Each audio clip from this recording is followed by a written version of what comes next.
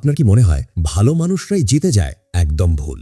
আসলে ইতিহাস তারাই লিখেছে যারা খেলার আসল নিয়মগুলো বুঝতে পেরেছে। আর আজ আমি আপনাকে এমন কিছু রুলস বলবো যা সাধারণ বইতে পাওয়া যায় না। একবার চিন্তা করুন, ৫০০ বছর আগে একজন মানুষ এমন একটা বই লিখে যেটা এতটাই ডেঞ্জারাস ছিল যে সেটাকে ব্যান করে দেওয়া হয়। চার্চ সেটাকে শয়তানের কাজ বলে ঘোষণা করে, রাজারা সেটাকে পুড়িয়ে ফেলে, কিন্তু লুকিয়ে লুকিয়ে ওই বই পড়েই ঠিকই তারা তাদের শাসন কাজ চালিয়েছে। ওই মানুষটার নাম নিকোলো ম্যাকিয়াভেলি।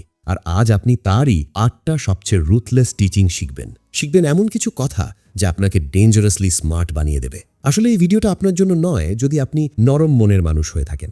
আপনি যদি ভাবেন সততা আর হার্ডওয়ার্ক দিয়েই সবকিছু পাওয়া যায়, তাহলে মাফ করবেন, দুনিয়া আসলে এভাবে চলে না। তবে আপনি যদি প্রস্তুত থাকেন, তাহলে আগামী ১০ মিনিটে আপনি দুনিয়াকে অন্য নজরে দেখতে শুরু করবেন। আপনি বুঝে যাবেন মানুষ কেন ধোঁকা দেয়, পাওয়ার আসলে কিভাবে কাজ করে, আর নিজেকে কিভাবে বাঁচিয়ে রাখা যায়।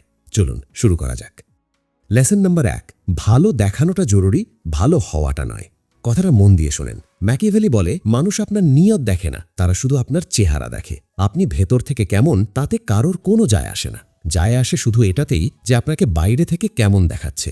আপনার আশেপাশের ওই ছেলেটার দিকে তাকান যে সব সময় হাসতে থাকে, সবার সাথে হাত মেলায়, সবার হ্যাঁতে হ্যাঁ মেলায়। মানুষ বলে কত ভালো একটা মানুষ, কিন্তু তার ভেতরে যে কি চলছে সেটা কেউ জানে না।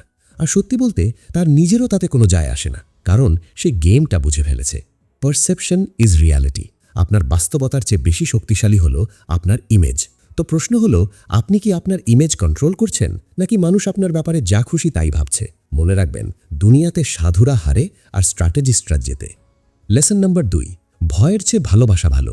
দুটো একসাথে করা যদি কঠিন হয়, তবে ভয়কেই বেছে নিন। কথাটা শুনে আপনার অদ্ভুত লাগতে পারে, কিন্তু দাঁড়ান, ম্যাকিয়াভেলির মানে এই নয় যে আপনি মানুষের ওপর টর্চার করবেন। তার মানে হলো রেসপেক্ট শুধু ভালোবাসা দিয়ে আসে না, রেসপেক্ট আসে পাওয়ার থেকে। একজন বসের কথা চিন্তা করুন, যে সবসময় হাসতে থাকে, সবার বন্ধু হয়ে থাকে, কখনো কাউকে বকা দেয় না। ভালোই লাগে, তাই না? কিন্তু তারপর কি হয়? মানুষ তার ডেডলাইন মিস করে, তার কথা ইগনোর করে, তার সামনেই তাকে নিয়ে মজা করে। কেন? কারণ তার মধ্যে কনসিকুয়েন্স বা পরিণামের কোনো ভয় নেই। এবার অন্য একজন বসকে লক্ষ্য করুন যে শান্ত থাকে, কিন্তু যখন কথা বলে তখন সবাই শোনে। তাকে হয়তো কেউ ভালোবাসে না, কিন্তু তাকে সবাই রেসপেক্ট করে, কারণ তারা জানে ভুল করলে তার ফল ভুগতে হবে। দেখুন, আপনার ভিলেন হওয়ার দরকার নেই। শুধু এটুকু বুঝুন, মানুষ যদি আপনাকে হালকা ভাবে, তাহলে আপনার ভালোবাসারও কোনো দাম নেই। অল্প ভয়, একটু দূরত্ব আর একটু আনপ্রেডিক্টেবিলিটি, এগুলোই আপনাকে পাওয়ারফুল বানায়। চলে যাই ৩ নম্বর লেসনে। লেসন নাম্বার ৩, কাউকে ব্লাইন্ড ট্রাস্ট করবেন না, বিশেষ করে বন্ধুদের। এটা খুবই তিতা একটা সত্যি কথা, কিন্তু এটা জানা জরুরি। ম্যাকিয়াভেলি দেখেছে যে সবচেয়ে বেশি ধোঁকা আপন মানুষরাই দেয়। শত্রু তো সামনে থেকে ওয়ার করে, কিন্তু বন্ধু পেছন থেকে ছুরি মারে। কেন? কারণ আপনি তাকেই ঘরে ডেকে নিয়ে আসেন, নিজের উইকনেসগুলো দেখান, নিজের গোপন কথাগুলো বলেন, আর একদিন যখন তার ইন্টারেস্ট বদলে যায়, তখন ওই গোপন কথাগুলোই আপনার বিপক্ষে ইউজ করা হয়। একটা গল্প শোনেন। জুলিয়াস সিজার রোমের সবচেয়ে শক্তিশালী মানুষ, কিন্তু তাকে কে মেরেছে জানেন? কোনো শত্রুরা না, বরং তার নিজের সেনেটররা, তার বন্ধু ব্রুটাস মেরেছে, যাকে সে নিজের ছেলের মতো মনে করে। সিজারের শেষ কথা ছিল, এ টু ব্রুট, মানে তুইও ব্রুটাস। ঠিক এমনটাই হয় যখন আপনি ব্লাইন্ড ট্রাস্ট করবেন। এর মানে এই না যে কারো সাথে বন্ধুত্ব করবেন না, শুধু এইটুকু মনে রাখবে, ট্রাস্ট করুন কিন্তু ভেরিফাই করুন, ভালোবাসো কিন্তু চোখ বন্ধ করে না। আর সবসময় একটা এসকেপ প্ল্যান রাখবে, কারণ মানুষ বদলায়, পরিস্থিতি বদলায়, আর আপনাকে একাই বাঁচা শিখতে হবে। এবার ৪ নাম্বার লেসন।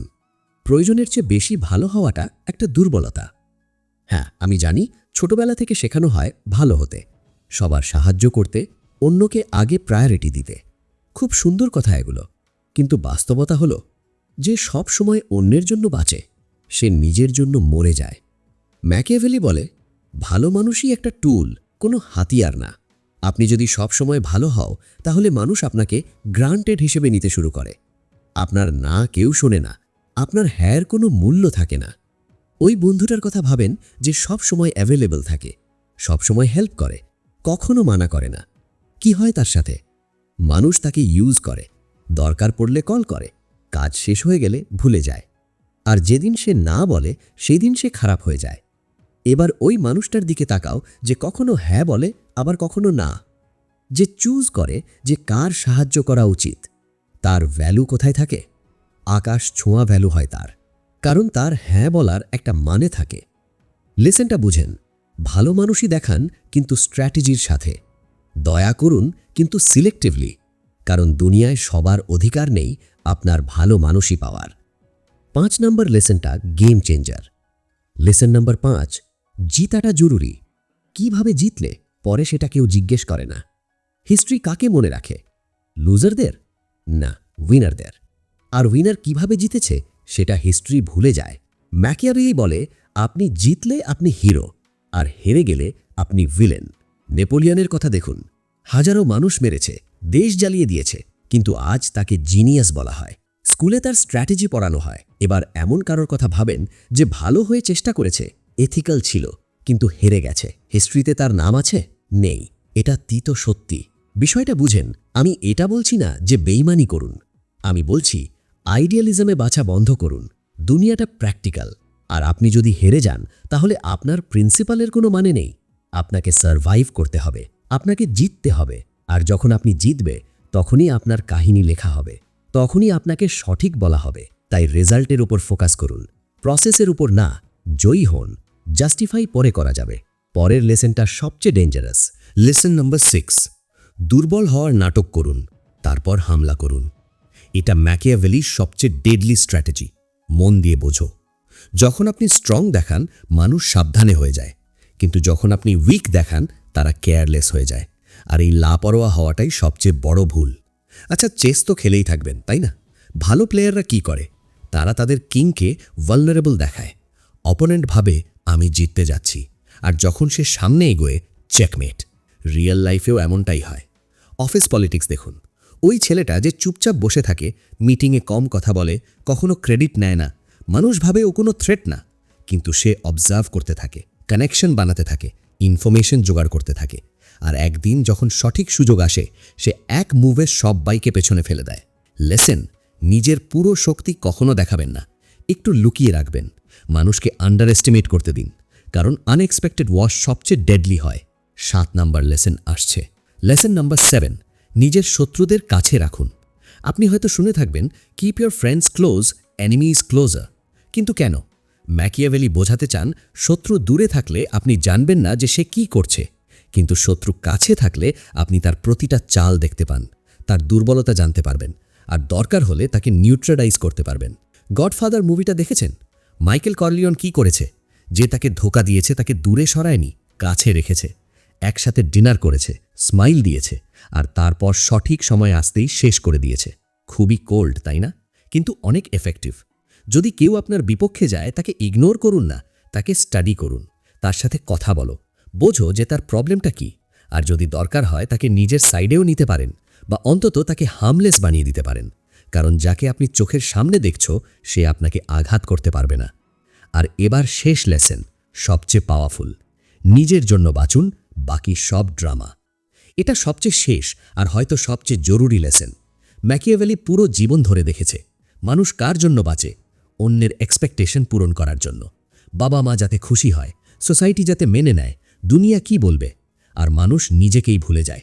শোনেন, আপনার জীবন শুধু আপনার, আপনার ডিসিশনগুলো আপনার।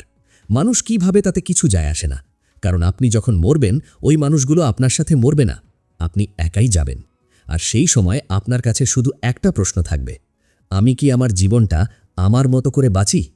ম্যাকিয়াভেলি বলে, নিজের প্রিন্স হও, অন্যের সার্ভেন্ট না।